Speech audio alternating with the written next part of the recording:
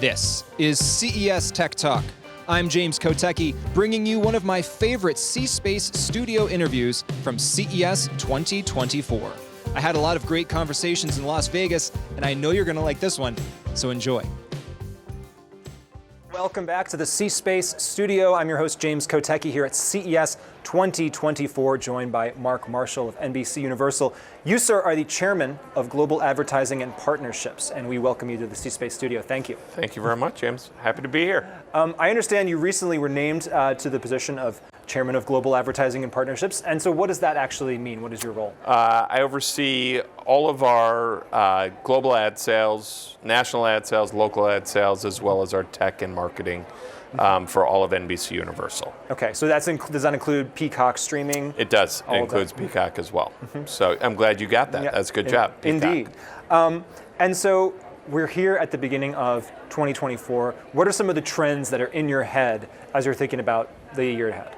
Yeah, I think when we think about it, obviously streaming, as you brought up, Peacock is obviously a big one for everyone right now. I think as we think about streaming, the thing that we're noticing is in our world is streaming is actually bringing in a new audience. It's not just cannibalizing linear. So if you think of Sunday Night Football on NBC, Premier League, NASCAR, golf, all of those grew on linear as well as grew on digital this year. Yeah. So actually streaming's bringing in new audience, and as it brings in that new audience, because you're on streaming, you're able to reach them in different ways with programmatic and different elements that allow more advertisers into that.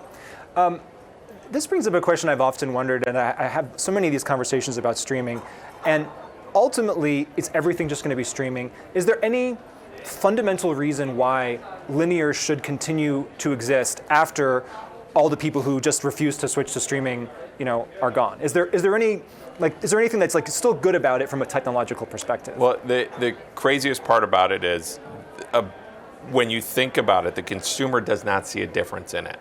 All they know is it's being served on a television screen. Yeah. 95% of all of our digital impressions are served on a television screen. So what it is the consumer mindset has changed. As an industry, we haven't changed as much as we need to. So measurement was still bifurcated, and that's what we've been working on, and that's what we announced this week is a way to bring together linear and digital together instead of bifurcating it, because to your point, consumers don't see a difference at this point. And it's just how it's delivered, whether it was delivered from a TV ad server or from a digital ad server, the consumer doesn't know. So you're bringing those two things together with your announcement here. Ultimately, do you see a world where even advertisers here, we're just not really talking about the difference as much? It's just it's not as big of a deal in conversations like this. I think the challenge was because we measured them separately, we bifurcated it. So you would have a linear schedule and digital schedule, and then you would duct tape them together at the end and pretended that was cross-platform. Really what we've developed is a completely new tool and system that allows you to look at linear and digital all on one plan. And you'd be able to see what percentage of it was delivered on linear, what was delivered on digital, where the overlap was. That's never existed before. So I think what you're going to start to see is advertisers who love the reach of television for industries like autos or studios where you need that quick hit, that instantaneous reach. That's really hard to do on streaming.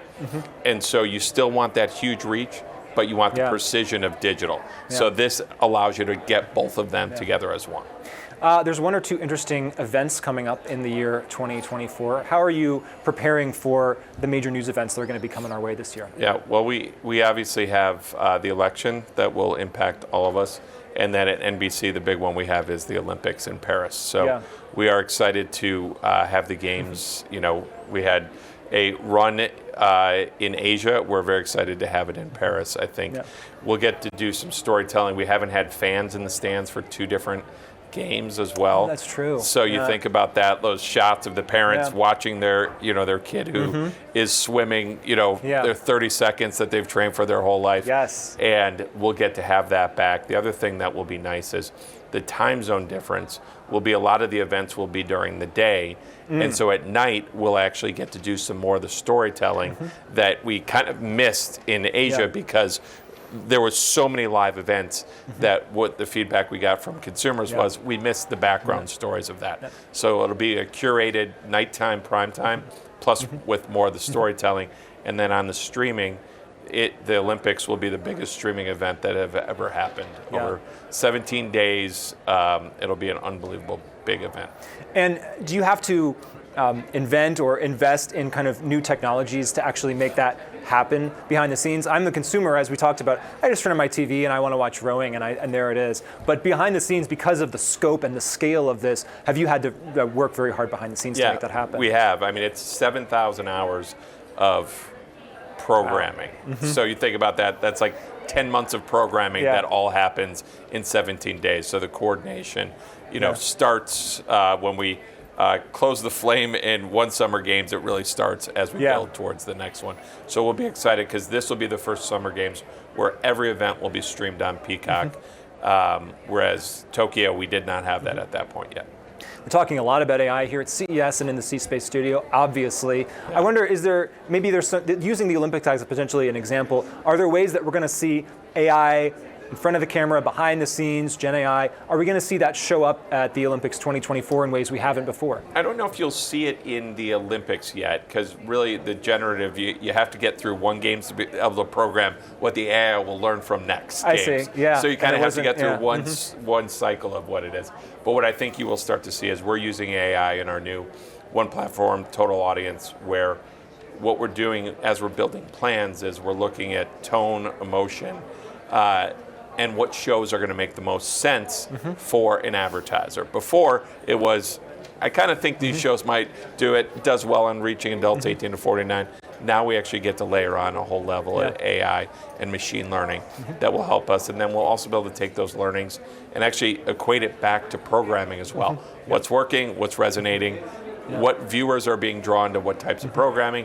Do comedies work better for autos, or does toilet paper work better in dramas? Like you'll start to learn more about the advertiser. Now I'm curious. Messaging. I kind of want to know the answer to that question. I know. Well, by this time next year, I'll have a whole array for you. You mentioned tone and emotion. Nowhere are tone and emotion running higher than in presidential elections, and obviously 2024 is going to be a major one. And so as an organization, how are you thinking about or preparing for this election differently? I really, from your perspective, in terms of the way that brands and advertisers are going to be wanting to or not wanting to play a role in, I suppose there's two ways to think about it, right? So there's the coverage aspect of it from your organization, and then there's the political campaigns that want to advertise. There's so much to unpack here. This could be, it's an entirely separate, this could be an entirely separate episode, but I'm just curious if you have some quick thoughts on that. Well, it's interesting just because of the breadth of our news programming, where on CNBC, the coverage is really around, the financial and jobs market. MSNBC is more of the news side of it. Nightly news has more of the stories in the background around it. So you're going to have all these different ones, and then everyone wakes up with the Today Show to hear what's going on with that. So it's actually the most watched news organization anywhere, NBC is, when you look at it, and we also broadcast in English and in Spanish. So we take it very seriously of that opportunity to make sure we're telling the right stories to the American public. And from an advertiser standpoint, what we've tried to do is make sure that we've gone to the marketplace as we would take any property to the marketplace to say, this is the type of organization that we're going to deliver. Someone may want to go into more of a hard news with an MS, whereas nightly news has a different feel on that. Today's show is a different feel. So based on their level of in-depth that they want to get in the election, they can kind of pick and choose the news organization. It makes more sense. Yeah, makes sense. And are there an emerging set of rules, either within the organization or maybe with your fellow news organizations, around the kinds of political advertising you would accept vis-a-vis Gen AI? Is there any kind of ethical or moral consensus there? Because I know a lot of people are worried about that from the perspective of what kind of ads are we going to see in this election, this brave new world of AI. I mean, I think the advantage that we offer at NBC, not just in election, is there's nothing that goes on our air or that includes content or commercial that does not go through a standards board. So I think what you are referring to a lot of times in the social side of things that happen is, even if your content might be fine, what's adjacent to it might not be where you want your brand associated to. So I think what we're going to start to hear over the next year as adjacency will start to become way more important. So, love talking to you, and as we wrap up here, we'd love you to fill in the blank. 2024 will be the year of blank. Year of blank, all right? I'm going to say in a hopeful sense, I think 24, because we have changes coming in linear measurement with Nielsen, we have changes coming with cookies going away. I think we've talked about change for a long time. I think 24 is a year change actually does happen. Well, thanks so much, and hopefully you'll come back and tell us all about it next year at CES 2025. Mark Marshall, NBCUniversal, thank you so much. Thank you very much. And I hope to be in that audience in Paris waving the American flag with a crazy American hat or wig on. You got to do face painting as well. If you want to get on camera, I've always wanted to be that guy. This could be my year. I really appreciate that. I appreciate it. Well, I hope you enjoyed that conversation from CES 2024. That's our show for now, but there's always more tech to talk about. Hit that YouTube subscribe button, leave a comment, follow us on Spotify, Apple Podcasts, iHeartMedia, or wherever you're getting this show. And get more CES at ces.tech. That's ces.tech. I'm James Kotecki, talking tech on CES Tech Talk.